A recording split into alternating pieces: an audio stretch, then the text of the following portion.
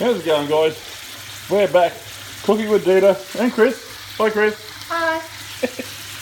Yeah, Chris has got the Rularden. I should have made a video. I'll be making the Rularden. I've done one before. I'll do them again. These are nice big ones this time.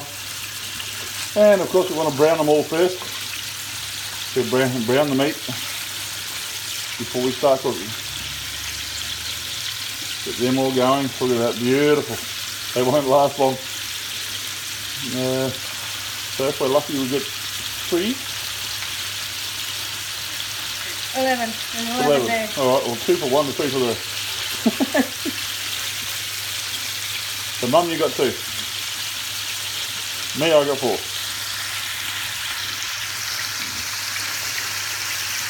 Timmy won't even need more than 2. They're going to be great. The amount of mustard and salt and pepper and onion and gerkin, well, mouth-watering, you're thinking about it. If anybody's had Rularden before, for those who've had Rularden, good on you. They taste absolutely fantastic.